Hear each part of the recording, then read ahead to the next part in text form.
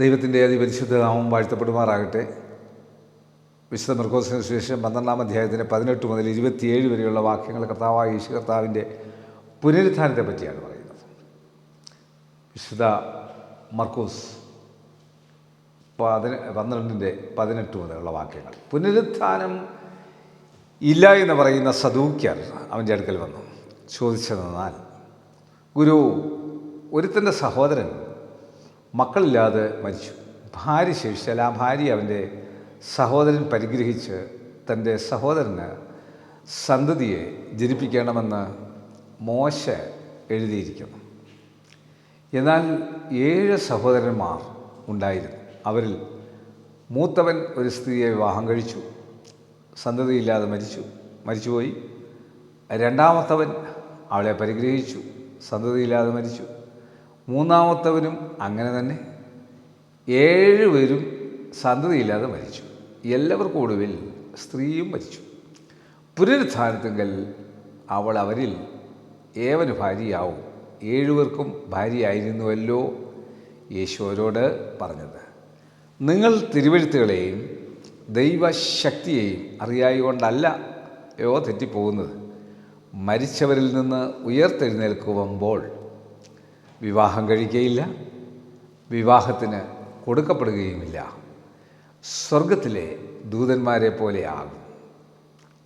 എന്നാൽ മരിച്ചവർ ഉയർത്തെഴുന്നേൽക്കുന്നതിനെക്കുറിച്ച് മോശയുടെ പുസ്തകത്തിൽ മുൾപ്പടർപ്പ് ഭാഗത്ത് ദൈവം അവരോട്, ഞാൻ അബ്രഹാമിൻ്റെ ദൈവവും ഇസഹാക്കിൻ്റെ ദൈവവും യാക്കോബിൻ്റെ ദൈവമെന്ന് അരുളി ചെയ്ത പ്രകാരം വായിച്ചിട്ടില്ലയോ?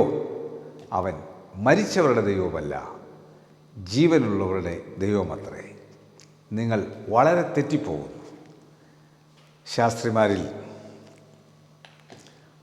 അപ്പോൾ ഈ തെറ്റ് വരുമ്പോൾ കർത്താവിനെ കുരുക്കാനാണ് ചോദിക്കുന്നത്.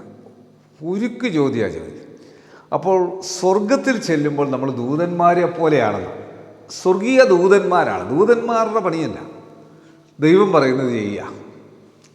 സ്വർഗീയ ദൈവീയ ദൂതന്മാരായിരിക്കണം ദൂത് വഹിക്കുന്നവർ. അപ്പോൾ പല കാര്യങ്ങൾ ദൂതന്മാർക്ക് പലതരത്തിലുള്ള ദൂതന്മാരാണ്. 9 കൂട്ടം ദൂതന്മാരാണ് വേദപുസ്തകം പഠിക്കുമ്പോൾ. അപ്പോൾ ഈ ദൂതന്മാരുടെ പണി നമ്മൾ സ്വർഗത്തിൽ ചെല്ലുമ്പോഴേ ഒക്കുള്ളൂ. ഇപ്പോൾ ആ ദൂതന്മാരെ പോലെ നമുക്ക് ജീവിക്കാൻ സാധിക്കണം, എന്നാലേ സ്വർഗത്തിൽ ചെല്ലാൻ സാധിക്കുള്ളൂ. അവിടെ ഭാര്യയും ഭർത്താവും ചേട്ടൻ്റെ മോനും അനിയൻ്റെ മോനും യാതൊരു റെക്കമെൻഡേഷനും ഇല്ല പരിപാടി. കണ്ണടയ്ക്കാൻ പ്രാർത്ഥിക്കാം. കർത്താവെ, പുനരുത്ഥാനത്തിൻ്റെ ശക്തി ലഭിച്ചവരായി തീരുവാൻ, ദൂതന്മാരെ പോലെ ആയിത്തീരുന്ന വലിയ നാളുകൾക്കായി ഞങ്ങൾ ഒരുങ്ങുവാൻ ഞങ്ങളേവരെയും ശക്തീകരിച്ചു കൊള്ളണമേ എന്ന് പ്രാർത്ഥിക്കുന്നു. പുനരുത്ഥാനത്തെങ്കിൽ ഞങ്ങൾ ദൂതന്മാരുടെ ആ വലിയ പദവിയാണല്ലോ ഞങ്ങൾ ലഭിക്കുന്നത്. ആ പദവിയിലായിരിക്കാൻ ഞങ്ങളെ സഹായിച്ചാട്ടെ. യേശുവെ നന്ദി, യേശുവെ സ്തോത്രം, യേശുവെ ആരാധന, യേശുവെ മഹത്വം. യേശു മൂലം പ്രാർത്ഥന കേൾക്കണം നല്ല പിതാവേ. ആമീൻ. God bless U.